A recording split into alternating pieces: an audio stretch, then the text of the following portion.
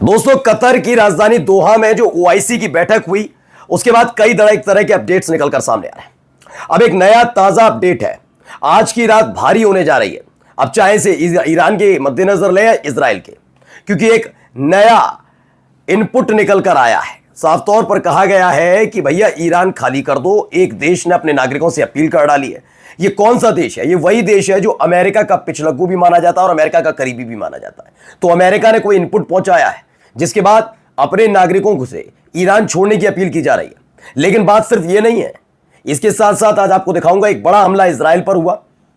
हर तरफ भागते नजर आए इजरायली, और तो और हालत यह हो गई थी कि उसके बाद घंटों तक सन्नाटा पूरे इजराइल में पसरा रहा।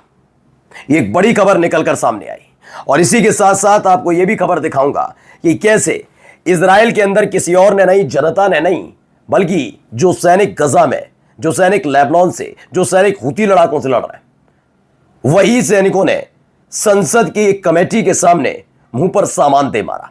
एक एक खबर देखिए कि इजराइल फंसा हुआ है हर तरफ से। नमस्कार, मैं हूं प्रज्वल गौतम और आज आपको दिखाने जा रहा हूं पिछले 10-12 घंटे में जो बड़े अपडेट निकल कर आए वो ये अपडेट इसलिए और ज्यादा जरूरी हो जाते हैं क्योंकि कतर में हुई, दोहा में हुई इस बैठक के बाद एक बड़ा संशय बना हुआ है। क्या होगा, कैसे होगा, कितने बजे होगा, कहां से शुरू होगा? शुरू कतर और ईरान की तरफ से होगा या फिर अमेरिका और इजराइल मिलकर कुछ करेंगे? क्या अमेरिका इजराइल से दूरी बनाकर रखेगा और इजराइल ही अकेला अपना हमला करेगा? बहुत सारे इनपुट्स हैं। इन सबके बीच देखिए पहली एक खबर दिखाने जा रहा हूं। जर्मन की फॉरेन मिनिस्ट्री ने एक अल्टीमेटम जारी किया। किसके लिए? अपने सिटीजन्स के लिए, जो जर्मनी के रहने वाले लोग हैं। उनसे कहा अगर आप ईरान में रहें इस समय तो फौरन पहली फुर्सत में एक पहली फ्लाइट लेकर निकल लें, ईरान को फौरन तुरंत तत्काल प्रभाव से छोड़ दें। दरअसल ये क्यों हुआ मैं आपको समझाता हूं। अमेरिका ने, ट्रंप ने नीतियों को लताड़ा लगाई। कतर से लगातार कहा जा रहा है कि अब छोड़ दो, गलती हुई, आगे से वो नहीं करेगा। इजराइल कोई भी हमला दोहा पर नहीं करेगा। कतर पर प्रेशर ये है कि वहां की जनता में गुस्सा है इस बात को लेकर कि वहां के एक सुरक्षा कर्मी की मौत हुई, वो भी इजराइल के हमले में। तो अब सवाल यह है कि कतर अपनी जनता की सुने, वहां के पीएम अपनी जनता की सुने, या फिर वो विरोध और विद्रोह झेल है जो सीरिया, इराक जैसे देशों में हो चुका है। करें क्या? अगर वो अमेरिका की सुनते हैं तो कतर में विद्रोह फैल सकता है, और अगर वो अपने देश की सुनते हैं तो फिर अमेरिका एक बड़ा कदम इजराइल के साथ मिलकर उठा सकता है क्या? ये तमाम चीजों पर विचार चल रहा है।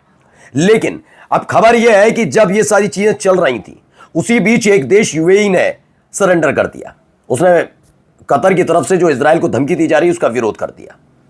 लेकिन ईरान ने उसी बैठक के फौरन बाद जो मेल मुलाकात की, उसने अमेरिका की दुगदुगी बढ़ा दी कि क्या कतर में बना हुआ अमेरिकी बेस हट जाएगा इसको लेकर। और उसके बाद फौरन बाद यह खबर निकल कर आई। तो क्या ईरान पर एक बड़ा हमला करके संदेश देने की कोशिश इजराइल करेगा? क्योंकि खबर यह भी है कि इस समय ईरान में जो हमास के नेता हैं उन पर बड़े हमले की तैयारी इजराइल कर रहा है। लेकिन अगर यह हुआ तो वो 12 दिन वाली चीज थी, वो दोबारा नजर आएगी। लेकिन इन सब के बीच एक वीडियो आपको दिखाने जा रहा हूं। यह वीडियो बहुत खास है आज का। देखिए पहले वीडियो में हो क्या रहा है समझ जाइए। רק לשבת פה, איפה שר הביטחון? איפה שר האוצר? זה מה שאתם נותנים לנו. זה מה שאתם נותנים לנו. חולה נפש. אנחנו אובדנות. מה אנחנו מחבלים? אתם מדברים איתנו שטויות. אנחנו מחבלים. אובדנות, תראי מה זה, אובדנות. תתחילו בכדור. אין לכם. आम नागरिक नहीं है, ये इजराइल की आम जनता नहीं है, ये सैनिक है। सैनिक भी नहीं, कुछ इसमें अधिकारी भी हैं। हम आपको लगातार दिखा रहे हैं कि पिछले 1.5-2 महीने से ज्यादा, वैसे तो 7 अक्टूबर के बाद से ही नुकसान इजराइल को भी हो रहा है, लेकिन उस स्तर पर नहीं था। 1.5 महीने के अंदर हमास इतना ज्यादा ताकतवर हो गया है कि इजराइल के सैनिक घबराए हुए हैं। पहले भी घबराए थे क्योंकि युद्ध लड़ते लड़ते वो भी परेशान हो गए। तो या तो वो मारे जा रहे हैं, या तो वो सुसाइड कर रहे हैं, या तो वो ऐसी स्थिति में वापस इजराइल लौट रहे हैं कि चल फिर नहीं सकते, या फिर वो ऐसे हैं जो विद्रोह कर रहे हैं और जो विद्रोह कर रहे हैं उन्हें राष्ट्रद्रोह, देशद्रोह में जेल ठूस दिया जा रहा है। कुछ लोग पागल हो गए, सुसाइड कर रहे हैं, तमाम चीजें हो रही हैं। अब यहां पर क्या चल रही थी? मीटिंग चल रही थी। मीटिंग में के दौरान ही ये सब के सब पहुंचते हैं और इन्होंने वो दवाइयों का थैला लेकर पहुंचे थे जिन दवाइयों को खा खाकर ये गजा से, हमास से युद्ध लड़ रहे हैं। इन्होंने कहा ये देखिए ये दवाइयां खा रहे हैं, पागल हो रहे हैं, हमें नहीं जाना, हमें नहीं लड़ना। इजराइल के सेना में इससे बड़ा विद्रोह अब तक नहीं हुआ, क्योंकि यह विद्रोह छोटी मोटी मीटिंग में नहीं हुआ है। पढ़िए, 10 लाख फिलिस्तीनियों को दक्षिणी गजा की तरफ ढकेलने की इजरायली नीति असफल हुई है। हमास फैक्टर के अलावा आईडीएफ के सैनिक भी सुसाइड कर रहे हैं। नीचे इजरायली सैनिक, जो ये भी दिखाया मैंने, संसद कमेटी, इजरायली की संसद कमेटी थी, उसके सामने अपनी मानसिक बीमारी वाली दवाइयां फेंक कर जंगबंदी की मांग कर रहे हैं। कौन कर रहे हैं? ये सैनिक, सारे के सारे सोल्जर्स हैं। उन्होंने बताया ये खा रहे हैं, जाकर देख लो, हम पागल हो गए, तुमने तमाशा बना रखा है। ये स्थिति पैदा हो गई है। यही नहीं, एक तस्वीर को दिखाता हूं, सायरन सुनिए कैसे बज रहे हैं सायरन लगातार। אזעקות באילת.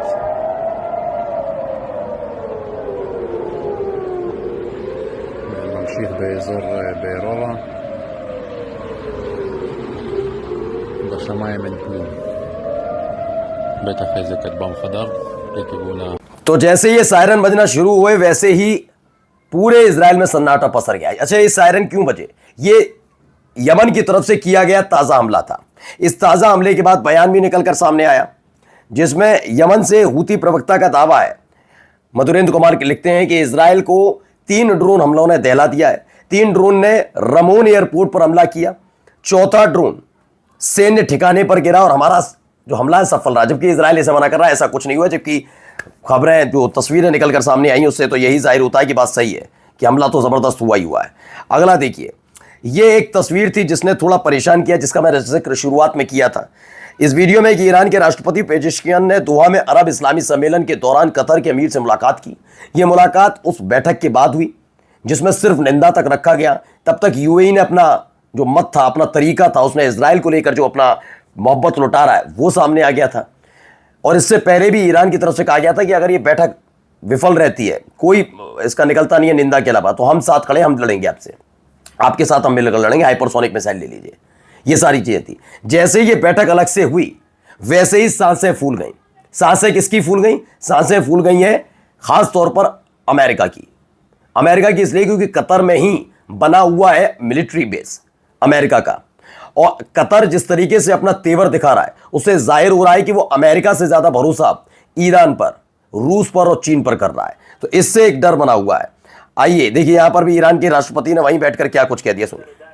We should also reinforce our unity and solidarity to stand up to this Zionist entity. This entity is launching. मैं बताया गया, ईरान के राष्ट्रपति पेजेश्कियन का कहना है कि हमारे पास सिर्फ एक ही विकल्प है, एकजुट हो जाओ। जैसे पैगंबर मोहम्मद ने कहा, सभी मुसलमान भाई हैं, इसलिए हमें एक रहना चाहिए, ये स्पष्ट उन्होंने कहा। और देखिए, एक और बड़ी खबर निकलकर इसी बीच आई।